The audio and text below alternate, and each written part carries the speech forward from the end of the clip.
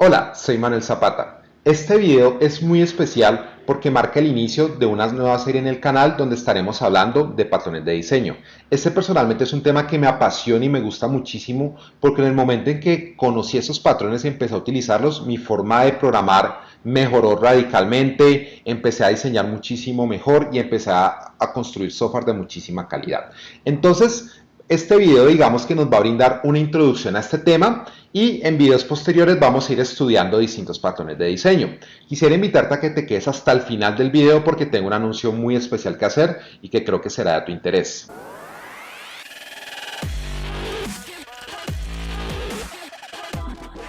Antes de empezar, entonces quiero invitarte a que te suscribas al canal en caso de que no lo hayas hecho.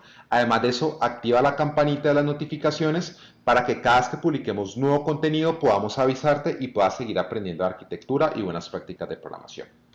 Entonces, antes de empezar a detallar los patrones o empezar a profundizar sobre qué son, miremos en general qué significa un patrón. Si este es un término nuevo para ti, creo que esta definición te va a ayudar. Entonces, básicamente un patrón es una solución a un problema. ¿Listo? Con la característica de que este problema lo resuelve en cierto contexto determinado. ¿Listo? Este no es un problema genérico o no es, digamos que, una bala de plata que mata a cualquier monstruo en cualquier momento, sino que hay ciertos, digamos que, condiciones que hacen que la solución sea válida. ¿Listo? Y eso trata el concepto de patrón.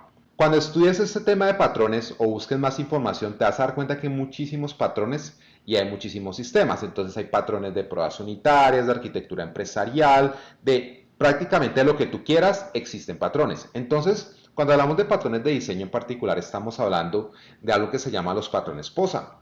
Y los patrones POSA vienen de un libro que se llama Pattern Oriented Software Architecture. ¿Listo? Y de esto ya hemos hablado en otros videos, pero siempre me gusta recordarlo. Y en este, digamos que sistema de patrones POSA que definen en este libro, que creo que es del año 96 aproximadamente, hablan básicamente de que los patrones se categorizan, digamos que en tres partes. Primero están los patrones de arquitectura, que son los patrones de más alto nivel. Luego están los patrones de diseño, y por último están los idiomas. ¿Listo? Los patrones de diseño son los que corresponden a este video y los que vamos a estudiar en unos minutos. Y los idiomas son, digamos que básicamente, implementaciones específicas a un lenguaje de programación. Entonces, por ejemplo, si tú quisieras saber cómo leer un archivo de texto plano en C Sharp, entonces hay un idioma y ese idioma básicamente son 4 o 5 líneas de código, las que sean, que tú copias, pegas y logras leer un archivo de texto plano en C Sharp, por ejemplo. ¿Listo? Entonces los idiomas ya son, digamos que cosas muy puntuales amarradas a un lenguaje. A diferencia de los patrones de diseño y los patrones de arquitectura que son independientes del lenguaje de programación y son independientes de cualquier tecnología. ¿Listo? Para los patrones de arquitectura quisiera recomendarte mi curso práctico de patrones de arquitectura. Ahí voy en todo el detalle de esos patrones, cómo son, cómo se implementan, en qué casos utilizarlos y en qué casos no. Y ahí está la URL. Entonces, en esa URL puedes solicitar más información si te interesa ese curso práctico de patrones de arquitectura. Por otro lado, ¿qué es un patrón de diseño? Entonces, ahorita sí empecemos a adentrarnos. Lo primero de que todo es que un patrón de diseño describe una estructura recurrente, ¿listo? Pero la idea es que esa estructura nos ayuda a comunicar componentes y digamos que para poner en otro término, componente significa clases, ¿listo? Queremos conectar clases y el patrón nos dice entonces cómo hacerlo. Y la idea es que al conectar esas clases de cierta manera, es decir, utilizando herencia, utilizando composición, agregación o digamos que relaciones entre objetos, yo voy a poder resolver un problema en cierto contexto. ¿Listo? De eso se trata la idea, de cómo podemos comunicar esas clases para lograr cierto objetivo. Y cada uno de los patrones está enfocado en resolver un problema diferente. Ahora miremos entonces la diferencia entre un patrón de diseño y un patrón de arquitectura y también pues comparado con un idioma. Lo primero es que los patrones de diseño son patrones a mediana escala, no tienen un impacto tan grande en la aplicación como si lo tiene un patrón de arquitectura. Por otro lado, los patrones de diseño, digamos que son de más alto nivel que los idiomas, no son tan detallados ni tan específicos. Por otro lado, son independientes del lenguaje de programación. A mí la verdad me causa algo de curiosidad, por ejemplo, todos los libros que hay de patrones de diseño en ciertos lenguajes de programación, porque realmente el patrón es universal. Y si tú crees que por estudiar, digamos que el patrón de adaptador en el lenguaje Java va a ser diferente al patrón adaptador en Python, realmente no estás entendiendo lo que significa un patrón de diseño. Entonces, tienes que, digamos que desconectar esa idea de que el patrón de diseño funciona en un cierto lenguaje o no. Por otro lado, los patrones de diseño no afectan la estructura general de tu aplicación. La estructura general la afecta el patrón de arquitectura, ¿listo? Pero sí pueden influir, digamos que, en el diseño de un módulo o un subsistema. Entonces, digamos que ese es como el alcance del patrón de diseño.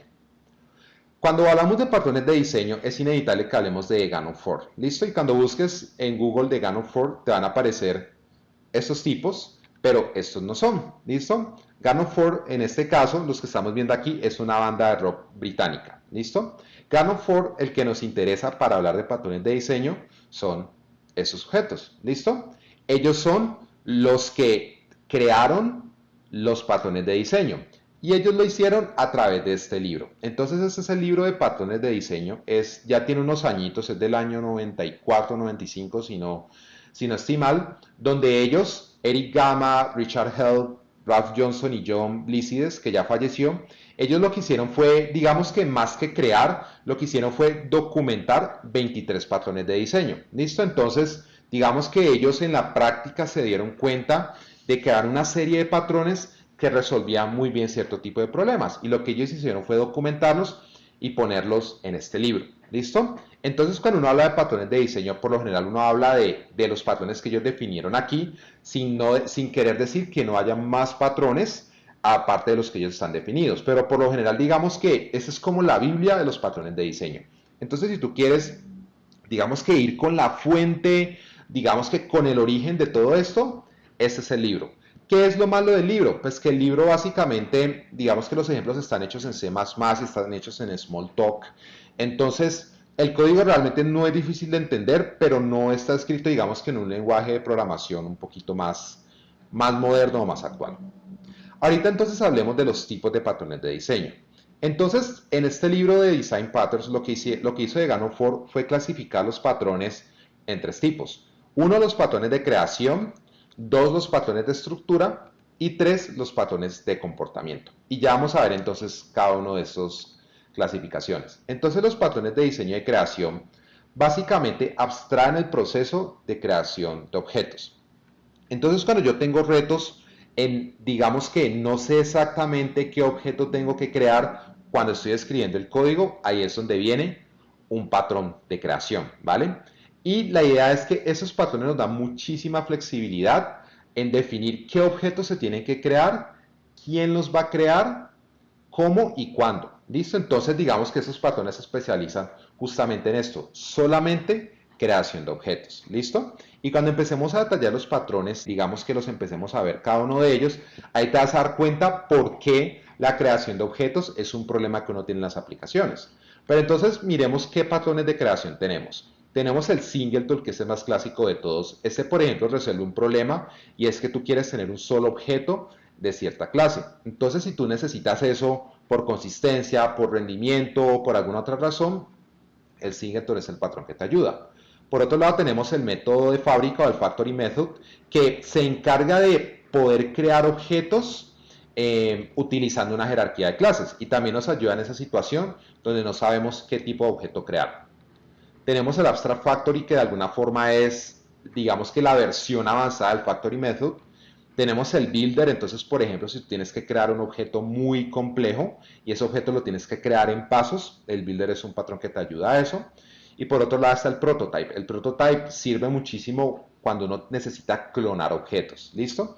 Y hay unos escenarios bien puntuales en que tú necesitas clonar en vez de crear objetos nuevos, pero bueno, eso vendrá después. Hablemos entonces ahorita de patrones de diseño de estructura. Los patrones de estructura entonces ya no se involucran en el problema de creación, ese no es un problema de esos patrones.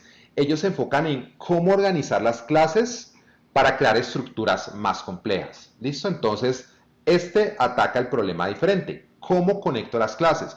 ¿Cómo las organizo? ¿Quién hereda de quién? Esta clase, ¿cuántos objetos de la otra puede tener y en qué circunstancia los crea? De eso tratamos con los patrones de estructura. Y la idea es que nos ayudan a mantener la estructura de los objetos flexible y eficiente. ¿Listo? ¿Qué patrones de estructura tenemos? Tenemos entonces el adaptador. Entonces, por ejemplo, si yo necesito conectar, digamos que dos objetos o dos partes del sistema, que no son compatibles, el adaptador me puede ayudar con eso. Tenemos el bridge que nos ayuda también a conectar jerarquías de objetos. Tenemos el composite, entonces si tú tienes que modelar una especie de jerarquía donde tienes estructuras tipo árbol, el composite te ayuda a eso. Tenemos el decorador, ese es un patrón bien interesante. Tenemos la fachada, este patrón muy posiblemente lo vas a utilizar en algún punto, ese es un patrón súper sencillo y me parece que ayuda muchísimo tenerlo en el código. Tenemos el peso mosca, cuando uno tiene que tener un montón de objetos pequeñitos en la aplicación, el peso mosca nos ayuda a eso. Y tenemos el proxy, ¿listo? Miremos ahorita entonces los patrones de comportamiento. Entonces los patrones de comportamiento básicamente se especializan en algoritmos y asignar responsabilidades entre objetos. Entonces realmente lo que uno hace como programador es crear algoritmos todo el tiempo. Todo el tiempo estamos haciendo algoritmos, ¿listo? Una de las estructuras están hechas, nos dedicamos a hacer el algoritmo. Entonces, por ejemplo, ¿cómo calculo el impuesto? ¿Cómo hago para saber cuál es el número más grande en un arreglo? ¿Cómo hago para buscar la persona que está asociada con cierto ítem en el sistema? Siempre estamos haciendo algoritmos. Entonces, realmente, esa es una parte muy importante y en la cual encontramos muchísimos retos. Y básicamente aquí la idea es que a partir de esos algoritmos podamos definir cómo se tienen que comunicar esos objetos o cómo se tienen que organizar para que el algoritmo sea efectivo. Como lo que más hacemos es escribir algoritmos, te vas a dar cuenta que hay muchísimos más patrones de comportamiento que de estructura y que de creación. ¿Listo? Entonces, por ejemplo, tenemos patrones como la cadena de responsabilidad, tenemos patrones como el comando. Entonces, por ejemplo, si yo quiero tener ciertos objetos especializados en algunas tareas, puedo utilizar un patrón de comando, puedo tener un patrón de intérprete. Entonces, si en algún momento tienes que escribir un pequeño lenguaje de programación o un lenguaje, digamos que específico al dominio, a cierto tipo de problema, el intérprete es un patrón para eso. Tenemos el iterador, si queremos recorrer estructuras de datos. Tenemos el mediador, entonces, por ejemplo, si yo quiero empezar a comunicar objetos y que se puedan pasar mensajes sin que se conozcan los unos con los otros, ahí es donde viene el mediador. Tenemos el patrón de memento, entonces el patrón de memento es un patrón bien interesante si uno quiere de alguna forma poder controlar el estado de un objeto y poder hacer que el objeto cambie de estado muy fácilmente. Tenemos el patrón de observador, tenemos el patrón de estado, que digamos es algo similar al memento, pero no es lo mismo. Tenemos la estrategia, si necesito implementar familias de algoritmos y poder escoger entre un algoritmo y el otro muy fácilmente. Tenemos el método plantilla y tenemos el visitante. Entonces, estos son básicamente los patrones de comportamiento, son 11, son mucho más que los demás y esos patrones también son muy importantes. Como ya te había dicho antes, hay más patrones de diseño. Gannon Ford definió 23, esos patrones digamos que están ahí, la mayoría siguen siendo relevantes y cuando digo relevantes quiero decir que hay unos más populares que otros, hay unos que los vas a ver en todas partes, hay otros que muy rara vez los vas a ver, pero esos fueron los originales. Y obviamente en este proceso pues han surgido más patrones. Los patrones no es algo que esté escrito en piedra, como ya te vas a dar cuenta, los patrones hay que adaptarlos y hay que personalizarlos. Y en la medida en que sigas encontrando nuevos retos y nuevos problemas, vas a encontrar o alguien más va a encontrar patrones que ataquen ese tipo de problemas que a lo mejor Gannon Ford no vio. El software se mantiene moviendo constantemente, la forma de hacer software en el 96 a lo mejor ha cambiado un poco de cómo lo hacemos hoy en día, hay nuevas tecnologías, hay nuevas formas de comunicar aplicaciones, entonces nuevos patrones es normal que vayan surgiendo. Entonces, como ya te decía, existen más patrones de diseño. Algunos patrones de diseño adicionales que existen por ahí. Por ejemplo, existe lo que se llama el Object Pool o el pool de objetos. Entonces, por ejemplo, en aplicaciones grandes donde uno tiene que tener múltiples conexiones de base de datos, pero necesita hacer un uso muy eficiente de estas, por ejemplo, se utiliza el pool de objetos, que básicamente es como que una clase o una serie de clases que se encargan de controlar las instancias y te van dando objetos en la medida en que tú los vas necesitando, pero lo hace, digamos que de una forma muy eficiente. Está, por ejemplo, el Private Class Data, que nos ayuda a organizar también los atributos de un objeto para ciertos propósitos. Tenemos el Null Object, tenemos el Specification, tenemos el Lazy Load, que se utiliza, por ejemplo, si uno quiere hacer lo que llaman, digamos, inicialización tardía, o si uno quiere crear objetos solamente en ciertos momentos de la aplicación, etc. Entonces, más patrones de diseño existen.